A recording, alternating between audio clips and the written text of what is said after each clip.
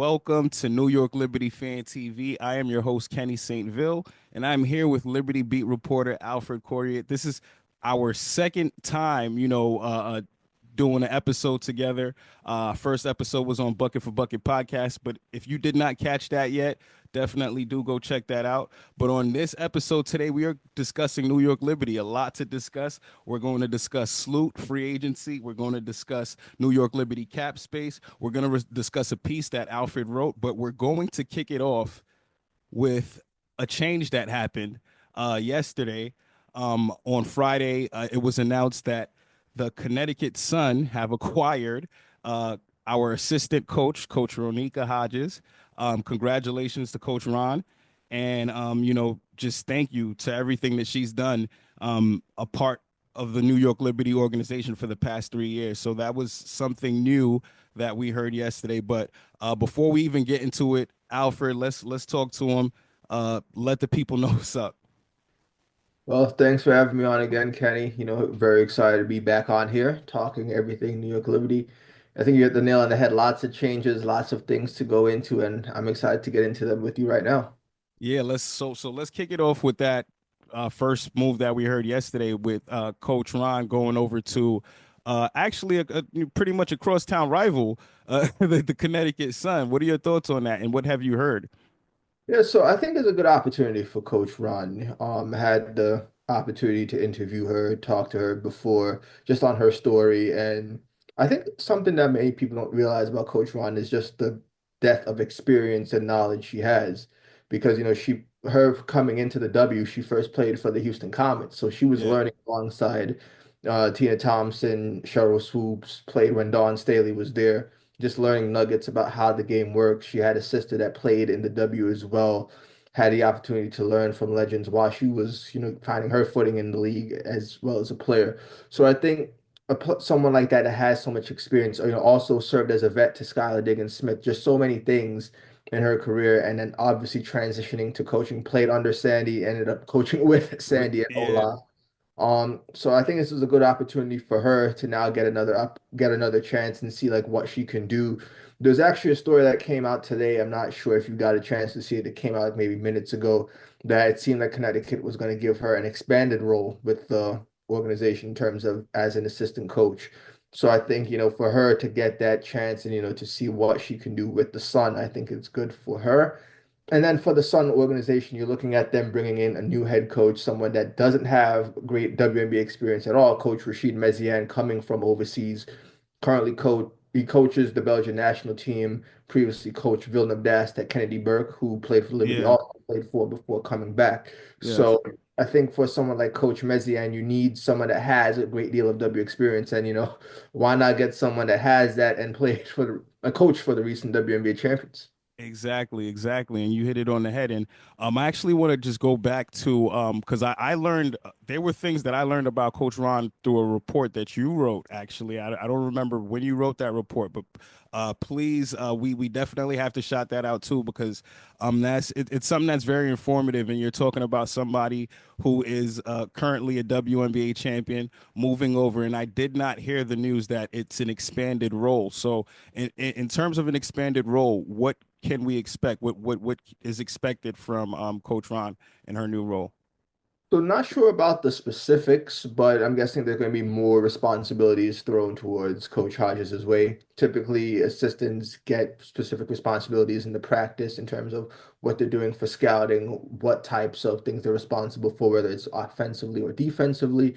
So I think Coach Ryan is probably going to have a little bit more responsibility, a little bit more thrown her way. If you look at the Liberty coaching staff, I say you obviously had Sandy, you had Coach Olaf, you had Coach Zach O'Brien, who was also there, along with Coach Hodges, and then other specific people under them. So I think it's just going to be a chance for Coach Ron to really get more in depth, more in the weeds of things in Connecticut, alongside Coach Meziane. Yeah, and she's well respected, and I love the work that she did with players like Kayla Thornton. These last couple of seasons, the work that she's put in with JJ, the work that she's put in with Jalen Sherrod, who like she's put in work with these players, and she's a well respected coach. So looking forward to see what she does in Connecticut. Now, in terms of filling that void of that assistant coach for the New York Liberty, I know there's nothing that there's no word of anything because obviously this is fresh and this is the WNBA. We don't hear everything right away, but I just put something out there. I threw something in the air, and you just tell me your thoughts because the Liberty the day before this happened, they actually posted. It was random. They posted a teaspoon shot, the shot. They posted the shot, and it just I'm like, yo, why did they post this? Like, it made it feel like there was some news that was about to come out. I'm just speculating. Obviously, we haven't heard anything or anything like that. But again, seeing that when I heard the news that Coach Ron will be joining the Connecticut Sun staff, I thought about a void that might need to be filled within the New York Liberty. And what do you think? Should the Liberty reach out to Teresa Weatherspoon to fill in that assistant coaching position? I think it would be a great story if they do. Coach Witherspoon, a Liberty legend, someone that really, helped put the New York Liberty on the map on a national level. And, really has been trying to transition into the coaching role, went in the NBA route, previously with the Pelicans, then Yeah, had a chance to be the head coach of the Chicago Sky, and then they ultimately parted ways after 1 year. I think you getting Coach Witherspoon back into the Liberty umbrella, she was there at the parade, she was there for Game 5. You see that she still has a love for New York. She still has a love for the city, and the city does have a love for Coach Witherspoon.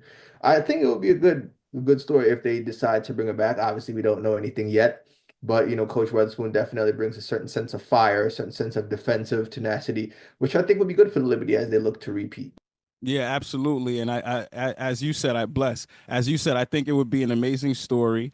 And Coach is actually right now. She's in South Beach right now with Brianna Stewart, Courtney Vandersloot, and and Sab, and they're definitely out there. So I would love to see something like this happen again. There is no story or anything. This is just me speculating and putting stuff in the air, hoping that it sticks. We'll see what happens with that. But I just think it's something that we should definitely keep a lookout for. Oh yeah, for sure. I mean, I think, that's going to be something that's so popping with Unrivaled because there's so many things that can happen. You're having players communicating with each other that they may not necessarily usually communicate because sometimes they're here, they're overseas, they're all over the world. But to have players like that in one confined capacity with coaches and with other people or other personnel, I think it's going to be fun to see what comes out of that. Yeah, absolutely. Absolutely will be. So I'm gonna segue to the next topic right here.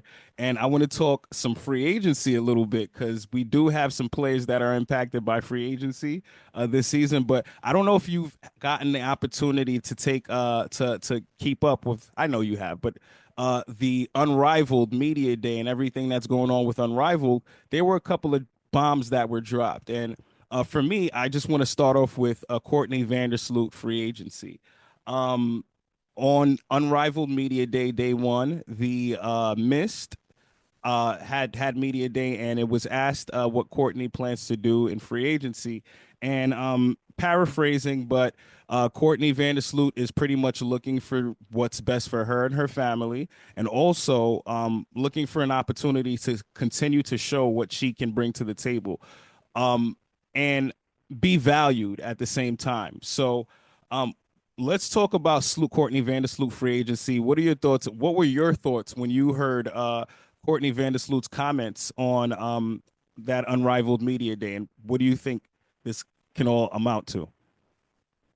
Yeah, I think I wasn't necessarily surprised with that particular response because Courtney Vandersloot is heading into this offseason as an unrestricted free agent. And then also it was going to be likely that New York could Brianna Stewart, which news came out today that they intend to. So then that would have left Courtney Vandersloot open to pursue other options. I would still think that, the Liberty are probably her first option in the ring if Courtney Vandersloot has a particular list of teams she's looking at. But I think, with Courtney Vandersloot, it's understandable. She may feel she has more to provide a team. Obviously, we saw a change in role for Courtney Vandersloot, from the regular season being the starting point guard to now having to really come off the bench in the playoffs when we saw Leonie Fibic elevated to that starting lineup. Yes. So I think, that's something where Courtney Vandersloot is looking at it where she may feel like she has more to give. And she may just feel, honestly, we don't know what Courtney Vandersloot may feel, but I think it's understandable. If you're a player, you want to test out all the options. You want to see what's out there for you. You want to do what's best for you and your family.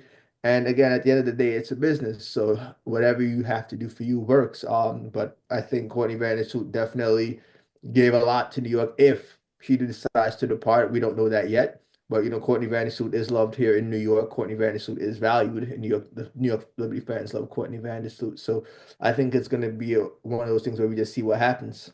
Yeah, and like so one of the things that stood out to me is again, just her speaking about being valued, and I don't know if she necessarily felt as valued as she felt with her minutes kind of restrict being cut the way that it was in the playoffs.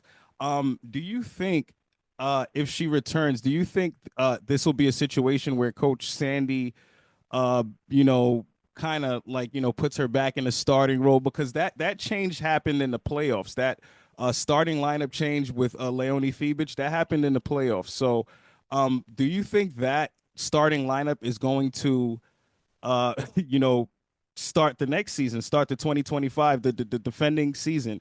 Do you think that'll be the starting lineup moving in the future? Do you think like what do you think like just the way that that team played together and that lineup plays together when Leonie Fibich is in the starting lineup?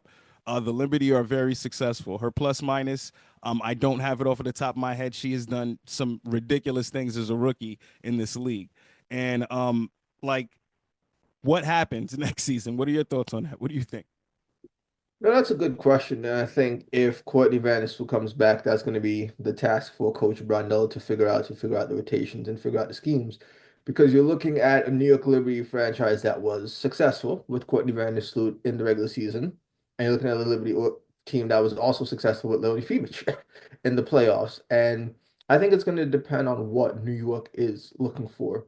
Because one of the reasons you can argue that Leonie Fibich was instituted in the lineup was they needed a little bit more length, a little bit more defense, a little bit more shooting. And we don't know how other teams are going to try to revamp their rosters because now are other teams looking at what New York did in the playoffs and say, okay, we're going to have to try to add a lot of size, a lot of defense, a lot of versatility to where New York is going to have to be at a standpoint where they have to play Leonie Fibich regardless. So we don't know Yeah. how the rest of the league is going to take shape. But that's going to be something that I think Coach Mondell is going to have to figure out. But that is a good question indeed. I think the league is definitely looking at the New York Liberty and the way that that lineup played. That's my version of the death lineup. I think the way they played ball, I think the league you look at that draft, the expansion draft, and the way that the Valkyries drafted, and you see the size that they have on that team. I know that's not the finished product, but just looking at that, that makes me feel like what teams are like. What we need to have that kind of length. We need length that could defend multiple positions. Players that are positionless. Players that can hit the three. Like I think the New York Liberty style of basketball, a lot of teams are looking around, are going to start looking around building that way. So it's like you said, it's going to be something to see. We don't know what Courtney Vandersloot will do this free agency, but I do know a lot of fans have different speculations. I said what I thought might happen.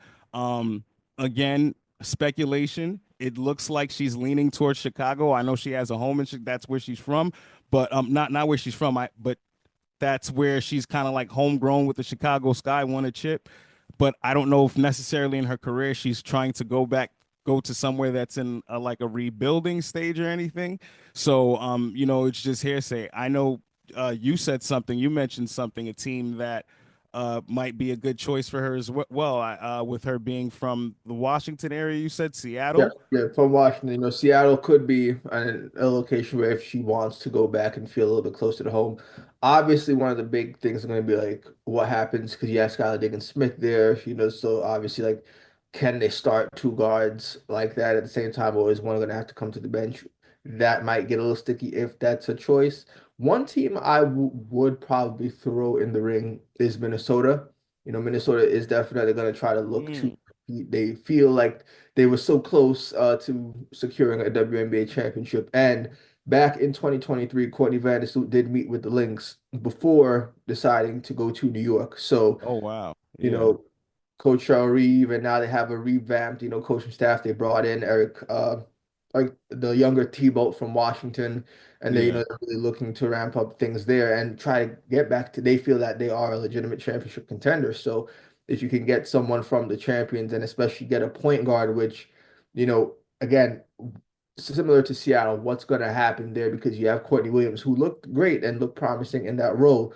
Are they going to want to bring on Vandersloot to kind of juice up the facilitation a little bit in yeah, that front? So we never know. And I think that's always the interesting thing about free agency. There's always yeah. so many surprises, and then we're always shocked. And then when something happens, like, wow, we can't believe what's going on. Exactly, exactly. And I'll end this off by saying I think Courtney Vandersloot still has a lot of basketball left in her. I know she's one of the elder stateswomen in the game, but one thing that I want to see, I want to see her, finish at on her terms, and also break that record. That record, she's not too far from Sue Bird's record, and I would love to see her break that assist record. I wish she could do it in Seafoam, but we'll see how everything plays out for Courtney Vandersloot in the New York Liberty and free agency.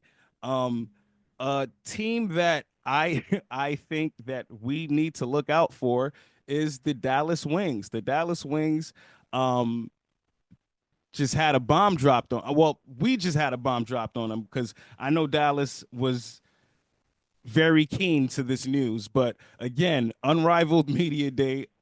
Another bomb dropped on day two. Satou Sabally, the Phantom Media Day, she announces that she will not be returning to the Dallas Wings. She said she has played her last game in Dallas, and her and the team are working together to find her next destination.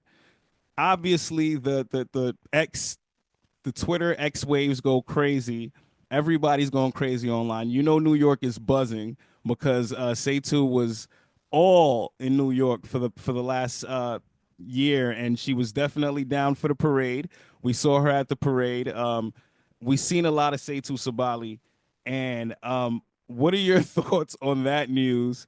And do you think it's possible that New York would try to make this a possibility? Because something that she said she would like to play with her sister in the future.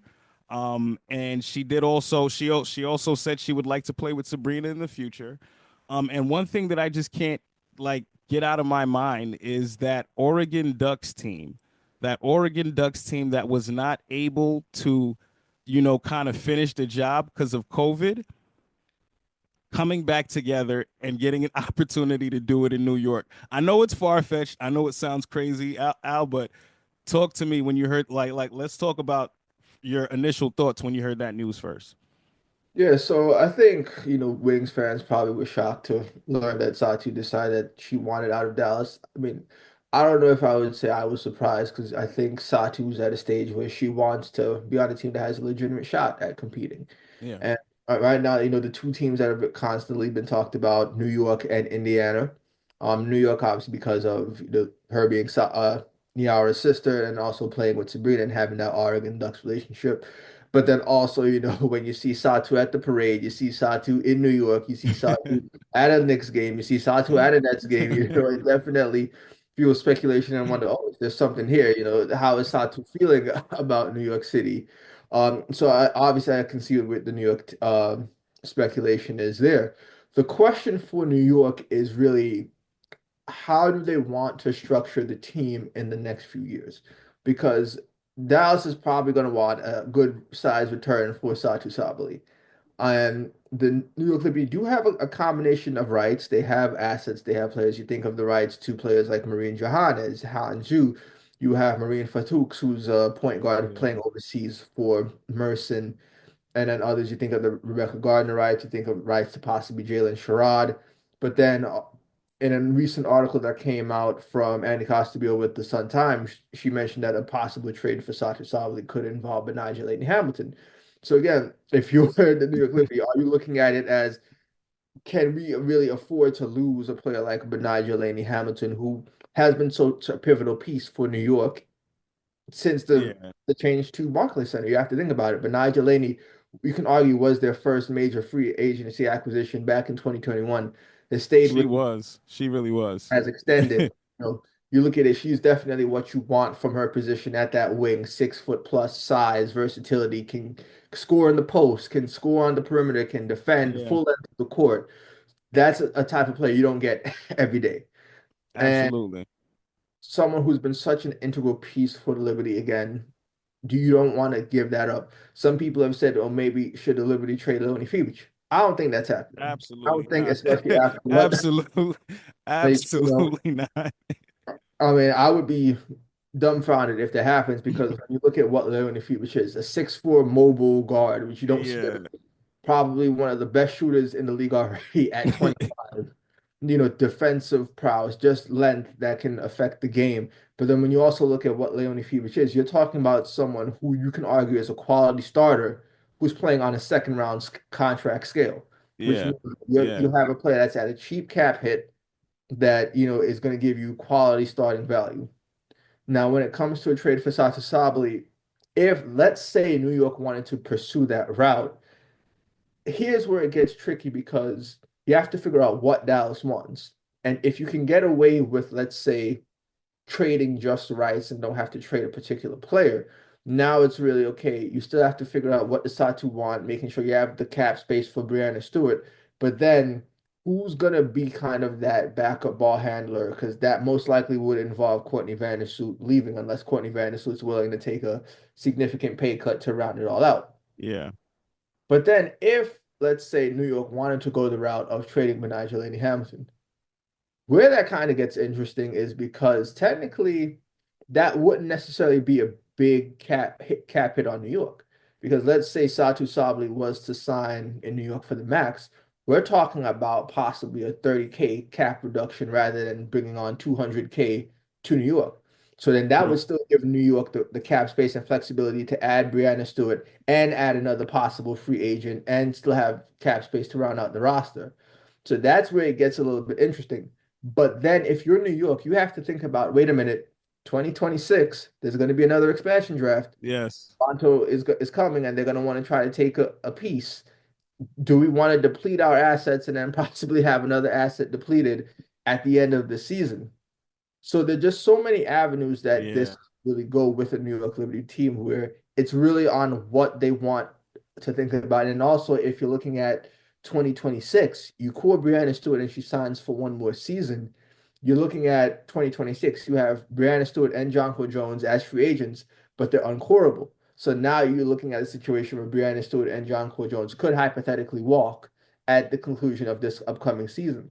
So there's just so many avenues, so many things to yeah, think about if you're New York, where they have the assets, they have so many in store. There's just so many options that this can go. And I also mentioned it yesterday that they could probably go neither of them. They could just say, okay, we're just going to load it back up and see what happens and keep all our rights, keep all our assets, and make minor tweaks. So I think that's what's going to be so interesting for the Liberty, yeah.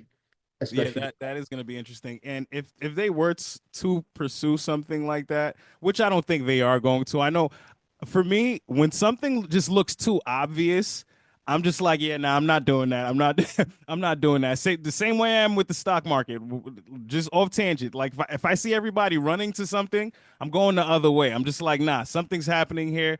I'm not doing it. So, um, with that whole situation, I think you would also just have to look at playing time. I don't know where the playing time would be. I know that she is a unicorn, Satou. She's a unicorn, but at the end of the day, I just don't know where the playing time would really fit in. And you brought a lot of points with, Stewie being cored, JJ, upcoming free agency, the expansion draft. There's just a lot of factors to, you know, just think about everything. But if you would think about a good landing spot for Satou, where do you think that would be if it wasn't New York? So if it wasn't New York, I know there's a lot of buzz, regarding Indiana, and I can see, Satu possibly thinking about Indiana. They would have a spot where she can be a starter. You're looking at a team that's on the come up with Caitlin Clark and Aaliyah Boston and younger pieces. They also do have some cap space. They also do have some tradable pieces. The one thing I would question about Indiana, though, is are they going to be the best position for a championship if you add on Satou Sabally? Are you going to have to make other tweaks? like, ensuring you keep Kelsey Mitchell in Indiana and then still rounding out that roster because again, other teams are going to look to load up. And then Yeah, the roster that you put together, you still have New York, you still have Las Vegas. Minnesota definitely is going to be out for revenge. Seattle is definitely going to try to be in the mix. So you're really going to have to put a team together that is going to be like, sure, we are that contending team. I if Satu does make that decision, I think that would be a really I think that team would make a huge jump, to be honest with you, because in my heart of hearts, Al, I feel like the Indiana Fever, especially with the change that they made in coaching with Stephanie White, I think they're going to make a jump that people aren't going to expect, and I feel like I'm talking crazy, but I feel like they might even jump into top four contention to next season. If they make the right moves in free agency, if they're able to retain a Kelsey Mitchell and bring in a Satu, that I think that whole structure and having a coach like Stephanie White, I think they're going to be a much better defensive team. You have somebody like Aaliyah Boston, who's already a good defensive player, but we might not have gotten an opportunity to see that in her first two seasons. But I think next season we're going to see a completely different Indiana. I think we're going to see a completely different Caitlin Clark with the fact that she's gotten a full 40 games after playing all of this basketball, all of that basketball in months after being drafted, going straight into the W. Right now, she has a great amount of rest right. She has great time for rest. Rebuilding. I know she's studying the game. She's working out. I think the Indiana Fever are going to be really scary next season, and I feel like teams like the New York Liberty, teams like the Las Vegas Aces, they have to continue to beefing up their rosters and staying dominant and staying contenders and winning now because when Indiana figures it out, it's going to be scary. That's all I have, that's all I have to say on that. I don't. Wait, Kenny, because if you land Satu and you're able to keep Kelsey Mitchell, Caitlin Clark is a quality one. You're looking at Kelsey Mitchell as a quality two. Where Satu plays in that 3-4 is going to make a big th difference. But then you're thinking of a front court of Satou Sabally and Aaliyah Boston. That's definitely good defensively, versatile offensively. You can do a lot of things there with them. You think of Stephanie White, a defensive coach that can definitely now tap into a lot of things. And I think people forget, when Indiana was competing for championships, Stephanie White was there, part of that Yeah, coaching staff. So, she yeah, obviously knows the tools of the trade. And Indiana can definitely take a massive jump with Satou Sabally. And I think if that happens, that's definitely going to put pressure on a lot of the other teams like New York, like Vegas, and others to really say, oh, wait a minute, now we got to look at Indiana into the mix. And what are we going to do now to ensure that no, no, no, this is still our time? absolutely, 100%. It's gonna get crazy.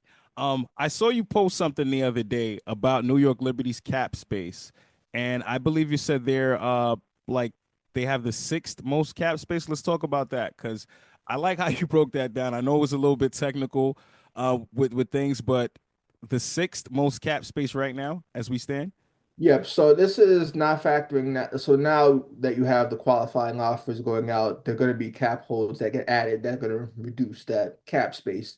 But heading into this off season, New York had the sixth most cap space, not factoring it in cap holds, or there's also what is known as an incomplete roster charge that gets added. So rosters that have under 10 spots, they get a little bit of a cap hold that's added that's at the value of the zero Okay. to two players service minimum, just so teams can just load up on two players and then go and say, okay, we need hard trips or something like that. So yeah, the league is very good at trying to create these things to make sure that teams can't kind of game the system a bit. Okay. So yes, but technical jargon aside, New York does have some cap space, have some wiggle room to work with. I think the big thing is, what does Brianna Stewart do? If you core Brianna Stewart, she can accept that qualifying offer that will be 1 year at the Supermax. That's going to definitely take a big chunk of New York's cap space. But if she's, willing to take something less than that, what does that now look like for New York? And then, can you bring in an additional free agency piece? Like if Courtney Bannister decides to come back, if can you get another player? When you think of what New York lost and like a versatile wing with a Kayla Thornton, does New York look to try to bring in a Gabby Williams per se from, Seattle? Gabby Williams who's having a phenomenal international run. We've seen what Yes. Gabby Williams can do in the Olympics. We've seen what she does. Kleptomania, kleptomania right now. Exactly. You And know, we've like she's. Yeah, You yeah, know, like Gabby's go crazy right now. exactly. So like with the cap space, it's really incumbent upon first of all, what does Brianna Stewart do or want? What's going to happen with Courtney Vandersloot? And then how do we, exchange everything outside of that? I will answer. I didn't get an answer or anything. I didn't do any research on this, but I'll answer for Brianna Stewart. She wants to return to New York, especially after winning the first championship in franchise history. And you did say that news. The news came out today that the team is looking to core her again, right? Yep. So Madeline Kenny of the New York Post said she was told that that is the team's intention to core her, which again was going to be likely because Yeah. if you core Brianna Stewart, then you run the risk of losing Brianna Stewart. You saw how that ended up happening for Seattle, where they elected to core Drew Lloyd, and then Brianna Stewart left, and Seattle is still trying to find their way back into a contending picture, whereas New York, we're talking about two finals and one WNBA championship. So you definitely don't want to lose someone like a Brianna Stewart. Yeah, and look at the situation that Seattle's in right now with someone as Jewel Lloyd, who's also who also has one foot out the door at the moment. So that's definitely something that we got to look at. Um, how does the CBA factor into all of this? Because we are in a CBA season, so um, like I can only imagine that players aren't going to really want to lock into something without getting that everything ironed out with the CBA. So how does all of this factor into free agency and New York Liberty's cap space and moves being made? Yeah, for sure. So I think the biggest thing that we might expect to see is players, signing one-year deals here, they're free agents, because with that upcoming CBA, you don't know how much more money is going to be on the table for a max, for a super max in 2026. And you Yeah. don't want to lock in yourself into a contract that, might now be under what your true value is in 2026. Like one example, not necessarily likewise, but I'm not sure if you remember in the Last Dance Chicago Bulls documentary, they talked about how Scottie Pippen's contract became, so underpaid because of the changes with the TV Oh rights, yeah. and money. Our players going to want to, players going to look at what's happening and say, I don't want to end up in a similar situation to where I'm locking in money now, and then I'm now leaving money at the table in the future in 2026. That was something I believe that happened even on a Liberty front with Sabrina Ionescu, where her rookie extension could have gone to 2026, but she ended up, extending just to 2025.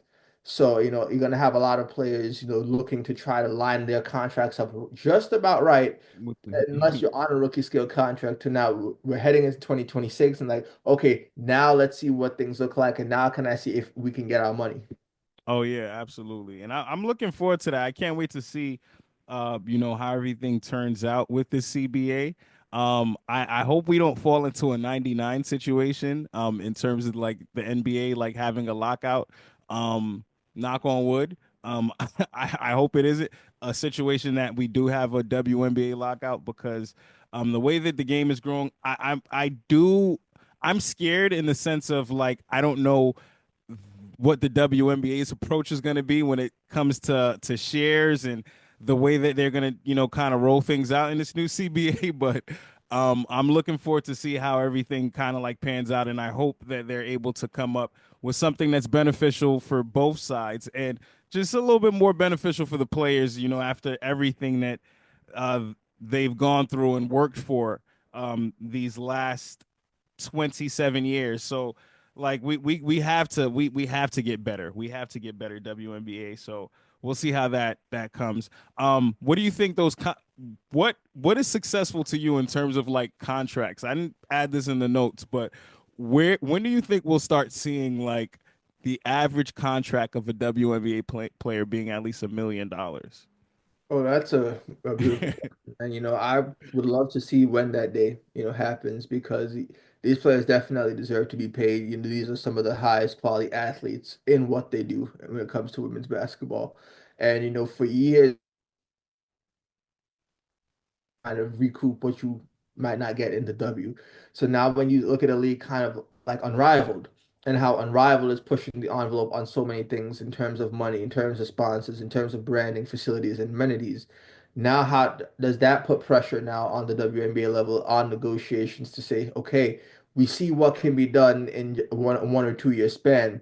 Can you give us the best set of amenities and things? In terms of contract value, that's going to be a wait and see because I recall reading something where the players have said that they will take as long as they want to negotiate what they feel is a good CBA that works for them. So who knows how much the values are going to increase.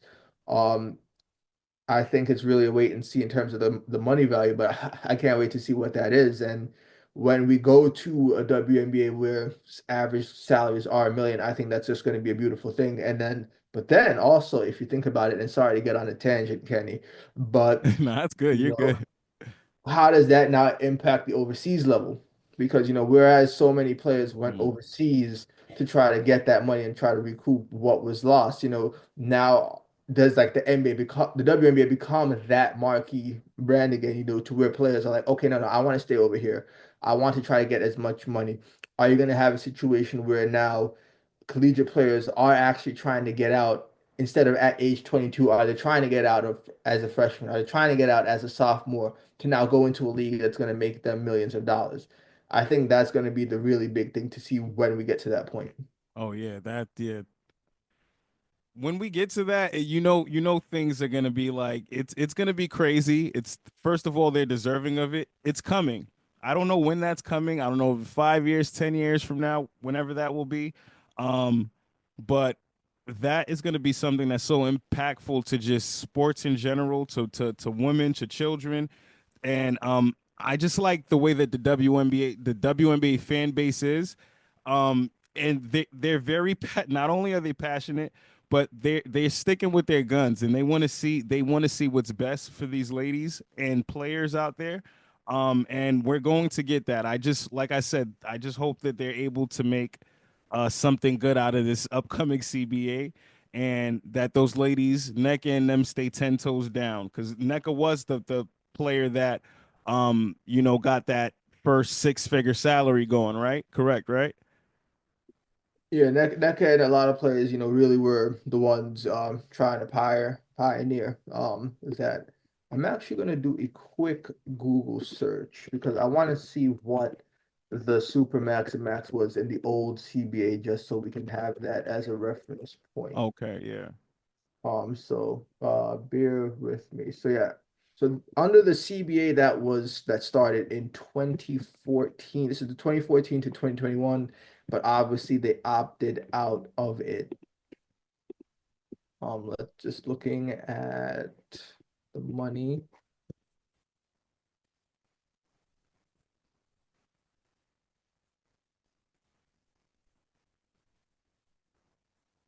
So the regular max, if they opted in the same CBA in 2021, regular max would have been $121,500.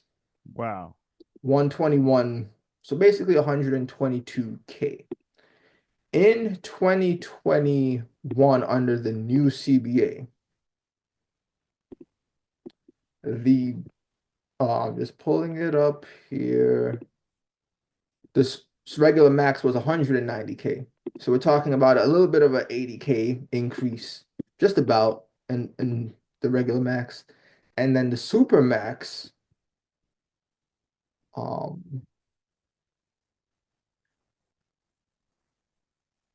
well, actually, sorry, correction. The super max would have been 121,000. The Supermax, 121. Yeah, it would have been 121,000 in 2021. But the Supermax under the new CBA ended up being 221,450. So we're Okay. talking about an increase of over about $100,000 in terms of money. Right now, the Supermax that's slated for 2026 is going to be 256,721. So now under the new CBA, we're going to see where does that jump from a little over 250 to now Because what figure? yeah. I hope they can get to 500, man. I'm not I'm not gonna lie. Make the jump, all right? Just make the jump. Make the jump. Get them to 500. That would be nice. That would be nice to see. But next time I want to get into the next, because this is still a perfect. This is actually a great segue. Is your piece, New York Liberty, looking ahead that you wrote for the Her Hoop Stats, um, published this yesterday, correct? January 10th. And it was just I'm looking ahead at the Liberty's off season. And again, if you're a Liberty fan, if you just, need information, because there's not a lot of information out, this is a piece that you want to read from start to finish. I know a lot of people, a lot of you guys in my DMs, you guys ask me questions, and it's funny because this is the perfect person that you want to follow. And if you're not on X, if you're not on X, formerly known as Twitter, get on that and follow Alford Coriette. What is your X handle? Yep. So my X handle is Alf Coriette, ALFCORRIETTE. And that's where And you can find me on X. And then if you subscribe to the Her Hoop Stats newsletter, I'll periodically write for the New York Liberty. So look out for pieces on that this season. And then you can also find me separately on YouTube where I do international breakdowns at same name, Alf Korea. dope. And again, fans, go follow. Please go follow and check this. I dropped this story, and I dropped a link of this in my stories yesterday. I know some of you guys tapped in, and were able to, read this. I want to kick it off with the key starters under contract because we actually spoke about this a little bit in our first episode that we did together when we were talking about JK, Jonathan Kolb, the GM of the New York Liberty, and the work that he did with kind of, making those extensions and having, I know she's gone now, Kayla Thornton, Benijah Laney Hamilton, Jonquel Jones, like all of their contracts were all in line. So now let's talk about the key starters under contract for this upcoming season. Sure. So New York currently has, in terms of locked-in starters, we have Sabrina, we have Jonquel Jones, we have Benijah Laney Hamilton. We also have Leo, who we talked about in terms of how quality her contract is because it's at a second round rookie scale. Yeah. So that covers that piece. And I think for New York, what's good is you have quality pieces of your championship core locked in. You definitely need to have Sab, you definitely need JJ, you need Benijah, and you definitely need Leo. So now it's really the next dominoes to fall will be Brianna Stewart and what happens with Courtney Vandersloot. Now, if you want to move to, let's say, some other players that they have, looking ahead, you have Niara Sabally, who's still on her rookie scale deal. You also have Marquisha Davis, who is also on her rookie scale deal as well. So what's good for New York is that you have three players, one kind of in that max territory, a little under the max, two kind of hovering in that 200K range, because now that leaves a little bit of cap space open for Stewie and somebody else or the pieces. But then you also have your rookie core now that's developing, because now if you think about it, you have Niara Sabally, who was a first round draft pick from 2022. You have Marquisha Davis, a first round draft pick from 2024. Leo, who second round, but still 24. You will have young players who are now actually getting championship experience and championship contending exposure so early, learning from MVPs, learning from some of the best, to where now if New York wanted to, kind of ease into a possible rebuild later on down the line, they do have young players that have experience that they can now look towards. So I think that's an interesting cachet that New York has right now. That is a very interesting cachet. And again, to have Niara Sabali and Leonie Fibich on rookie scale contracts and the production that they had in the WNBA finals, Niara in game 5 of the WNBA finals, and just looking at the future, I think this is a great learning experience for somebody like Marquisha Davis. Jalen Sherrod, again, a Liberty have the rights. We don't know what the Liberty are doing with Jalen, but was a sponge in training camp all the way through, and just learning from the best, as you said, learning from MVPs. You got a few of them on that Liberty roster, and again, champions. This is a great structure and learning experience. So just looking at that future does look bright for the New York Liberty. Now, let's talk about the draft capital, because that's another thing that we have to discuss, because the draft capital looks pretty good too. Like, let's talk about that a little bit. Yeah, so I think the main piece of the draft capital is a Jonathan Cope special. Man, Yeah. have the swap with Phoenix in 2023. Uh-huh. that ultimately where they would have had the 12th overall pick or basically the last pick. Now they kind of move up in the first round and then have the seventh overall Seven. pick Yeah. here. They have another first round pick in 2026. They have another first round pick in 2027. They also have a third in 25 and 26. They have all their first, second, and third round picks in 2027, but they don't have a second round pick in 2025 and 2026. The reason being is that they traded those for the rights to Rebecca Gardner. Yeah. So again, you have another player rights, and we all know what Rebecca Gardner can do and could look like when healthy. So that's even another option that New York has in terms of Yeah. just assets that they have. Yeah, and I was looking at Rebecca Gardner as that void to fill for KT because that's somebody who shoots who's a two-way player. For me, Rebecca Gardner obviously does a little bit more with the basketball than what KT can do, but I think she definitely can kind of help fill that void. And she was actually on the bench, not on the bench, but she was with the team through training from start to finish and got to see what it was like to win a championship and the way that Sandy plays. So I think that's also something that we got to look out for. Um, what New York lost thus far? I know what we lost. We lost Kayla Thornton. We lost Coach Roneeka Hodges. Who did we renounce rights to? Yep. So we renounced the rights to Caitlin Davis and Raquel Carrera. So Raquel Carrera was another overseas player that they had the rights to, initially drafted by Atlanta in 2021. However, she was traded to New York in the package that when we traded AD over to Atlanta, AD Dirk to Atlanta, we acquired the rights to Raquel Carrera, who played overseas in Spain. Right now, she's recovering from injury in kind of like a weird limbo spot, but is a quality player when healthy. And we also renounced, like I said, Caitlin Davis, Caitlin who was a Davis. third Yeah. round pick. In the notes after the draft, it was announced that the expectation was that Caitlin Davis was going to compete for a roster spot in 2025. However, we don't know necessarily is that the case now because obviously you renounced the rights to. Yeah. But it's important to note that there is nothing that's stopping New York from, let's say, re-signing them down the line. So if they wanted to offer a training camp contract to either player, or some form of contract, New York is definitely free to do so. Okay. All right. Got it. So that was something that I wasn't clear about too in terms of renouncing players' rights. Yeah. If So, they were still able to invite them yeah. to training camp. Yeah, so basically, what happens is teams are usually limited to how many rights they can have to players that didn't particularly play in the prior season. I believe that number is four, and they have to trim that list down to the new year. So if you think about the rights they would have had Marine Johannes, Hanju, Raquel Kerr, Marine Fatouks, Caitlin Davis, and Gardner, which would have put them at six. So they had to trim down that Trim down. list Yeah. somehow, some way. So they decided to go with Carrera and Caitlin Davis while still being able to ensure that they have the rights to Marine Johannes, Hanju, Fatouks, Gardner. All right. And then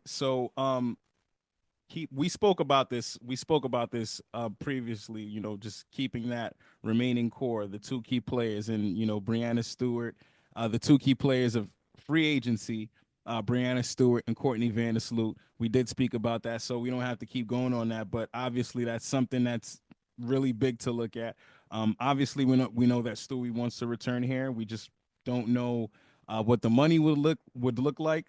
For me personally, if I had to guess, obviously Stewie's gonna return, but I also think Stewie is somebody of the nature who kind of just it's just like, yo, let's figure this out so we can get our pieces back. I think she's also gonna have Courtney Vandersloot in mind when signing that contract. So um, just putting that out there, but I think that New York will be okay. I'm just more scared for the Courtney Vandersloot situation more than anything because Courtney Vandersloot is somebody who's obviously going to put her family first and what's best for her situation.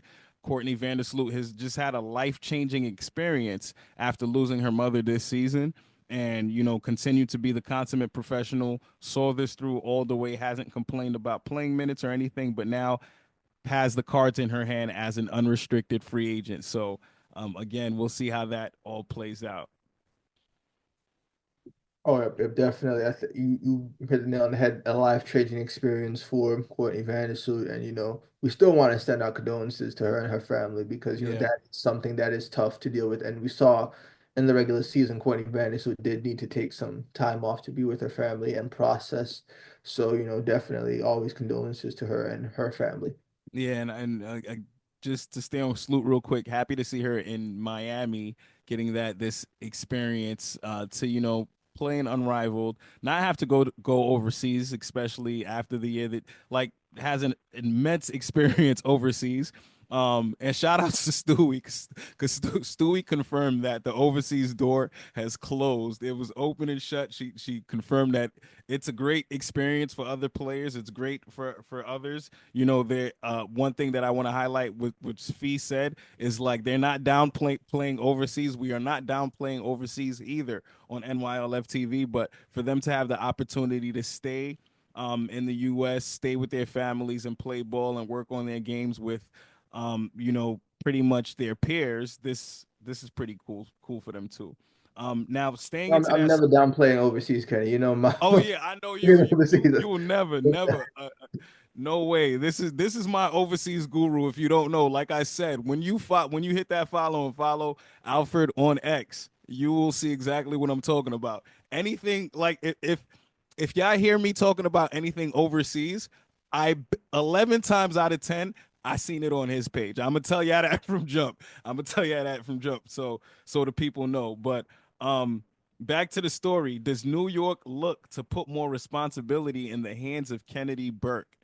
Because Mhm. that's something that we got to talk about too. Because Kennedy Burke, like a lot of people don't know, especially Kennedy Burke, a MVP overseas, like she's put in work. She has done a great job overseas, and like she was coming from a season where I think that was probably her best season overseas. Correct me if I'm wrong. Last season, and for her to just kind of like leave that behind to pretty much do what she did this year. Like, she's played some quality games for the New York Liberty this season. Obviously, the minutes were up and down, but she was able to accomplish what the goal was. And I'm super happy for Kennedy. So, congratulations to Kennedy Burke for that. But let's talk about that. Does New York put more responsibility in Kennedy Burke's hands?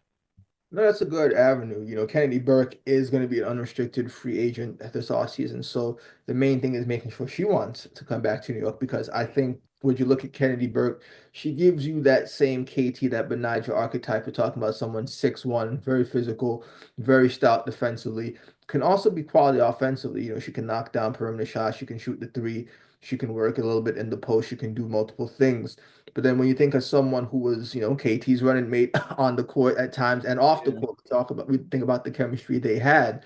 You definitely want to have some form of continuity, and I think Kennedy Burke can step up to the plate because you talked about the minutes being up and down, but you can even make the argument that when you have Benai Jelani and Kayla Thornton, it's definitely going to be hard for someone in that wing slot to really get those additional minutes.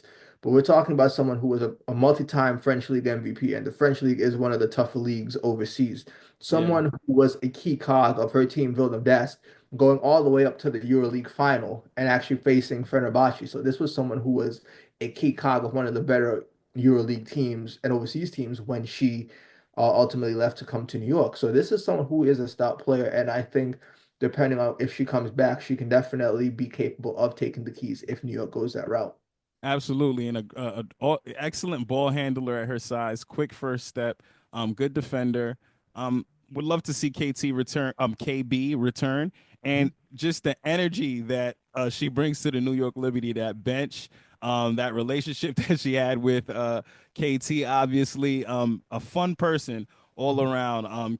Kennedy Burke, so that's another thing to look at. But I do think that she deserves and should get expanded role and have a little bit more responsibility with the New York Liberty. I could see, as you could see, with all players, the playing time does affect them. It does affect them, whether they say it does or not. But you can just kind of like read the body language. I got to read some of her body language after some of the games, and stayed professional, smile on face, tip top.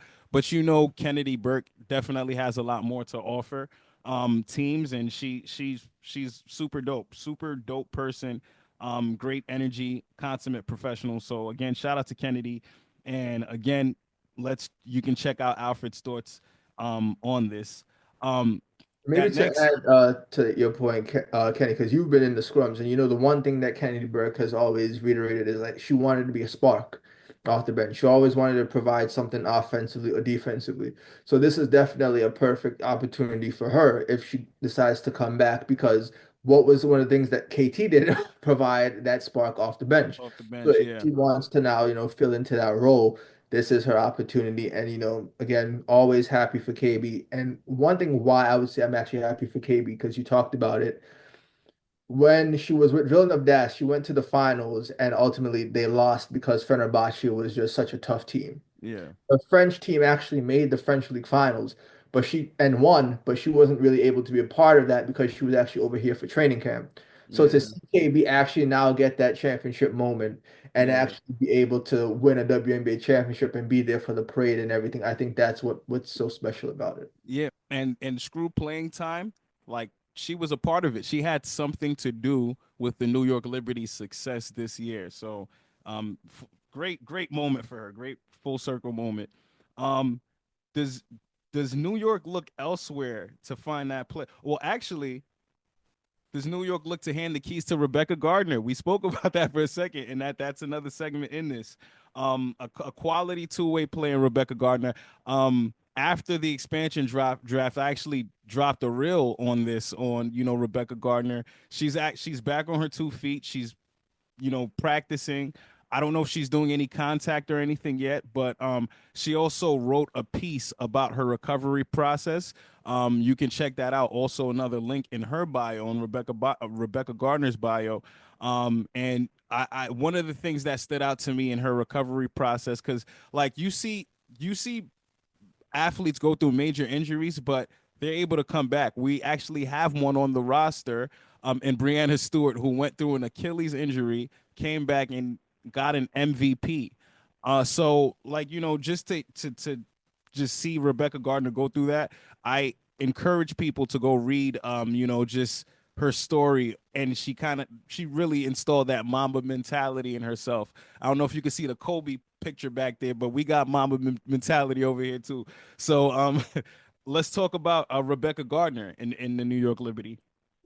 Yeah, I think one of the things why I'm very curious to see like what they do with Rebecca Gardner is that New York actually had her along the team, not necessarily officially on the team, but watching practices, at team events. She was I believe she was at Brianna Stewart's birthday party, being at the parade, being announced as part of the team, in celebrations and whatnot. So, that level of relationship building that the New York Liberty is known for, establishing relationships with its players. How much does that help Rebecca Garner if she comes in integrated full time, because whereas a separate player may not have any experience with the team, anything beforehand. This is a player that was actually with the team throughout their championship Yes. run.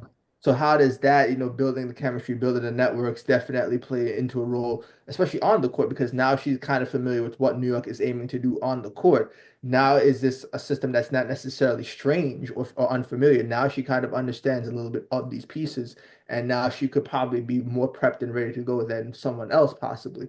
And I think the main thing is obviously going to be the health. Rebecca Garner, this is her second major injury, but you know, being at a quality facility like HSS, that the New York Liberty partners with, I think definitely is going to bode well for her. I think that the medical staff do a phenomenal job with the New York Liberty players. So I'm very curious to see if New York brings her on board and what that looks like, because Rebecca Garner, when healthy, is a player. Yes, absolutely. And fun fact, Rebecca Gardner actually scored her first WNBA basket on the New York Liberty. Uh, little jab step on Sabrina, straight to the basket. And again, like a phenomenal player. I think she shot around like 36%, but beyond behind the arc. Um Correct me if I gotta check that. I that's another thing I gotta do. I gotta have the stats in front of me. Sometimes I'll be forgetting. So correct me if I'm wrong. I will drop that if I was wrong, but So yeah. from three, pretty close. Yeah. So in 2022, her official like rookie season, she shot 36% from three. Okay, that's yeah. So pretty good shooter. And I like these quote unquote rookies that like Leone Fibich who have like extensive overseas experience and they come in as rookies in the WNBA and it's like no I'm here I could ball and then they're actual players that can you know contribute to teams. But like you said, this is her second major injury.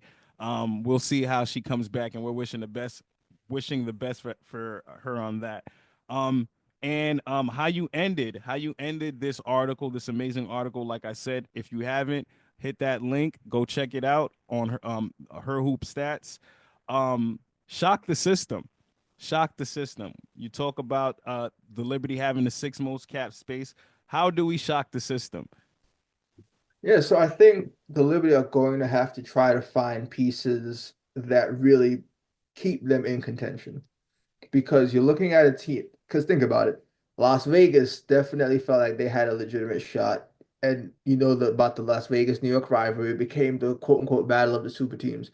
Las Vegas is definitely one to gonna come back for more, and especially because if you remember, what is New York Liberty's ring night is against Las Vegas. So they're gonna want to come out the gate running and try to have a point to prove. Minnesota's gonna want to have to try to prove a point, especially after feeling how they felt in the wake of the WNBA finals. You have other teams that are going to be looking to load up. We talked about what Indiana is looking to do with a new coach, having cap space, having assets wanting to move. This is where New York has to try to figure out. They can't necessarily stay too idle in the sense of like, okay, let's just bring back all of our pieces and say, what happens. Like New York's definitely going to have to try to look at their options and see how can we still remain the most competitive team that we can be, knowing that 2026 is definitely going to be probably one of the most unpredictable years the It is. WNBA has ever had. So how can we ensure that we keep that title window? And a good way to put it is, and I put a tweet about that, is if you remember the New York Liberty when they first came to Barclays Center in a few years, their tagline was "Own the Crown."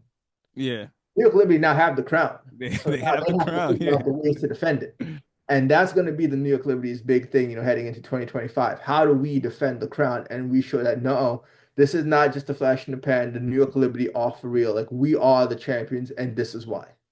absolutely. And I think that's a great way to end this off. Yeah, defend the crown. It is about defending the crown now, New York Liberty, and we are here now. Thank you for that reminder too, man. I forgot about own the crown. Like that. That's dope. I gotta do something for that too, man. That's super cool.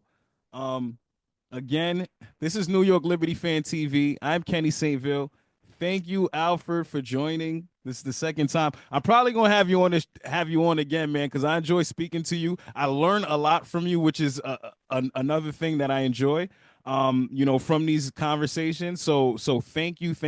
And I know the Liberty fans who follow NYLFTV are going to follow you as well because, like I said, it's super informative, and we need more um people. We need more media like you in this space that is going to not only offer New York Liberty fans the info that they need, but also outside of the game. The international game is such a beautiful game, and I literally have you to thank for that, for like tapping in, being more involved in it. And again, fans, if you have a chance, listen to this man speak. A lot of gems. Thank you for coming on the show, Al. You have anything to say to the fans before we go? Oh, definitely. Well, first things first, I always have to say thank you for, bringing me on, Kenny. Definitely enjoy having these conversations. And, to the fans, we got one. Let's see if we can get another this year. Absolutely. Defend the crown. You heard it here first. This is New York Liberty Fan TV. Bucket for bucket, let's go shot for shot.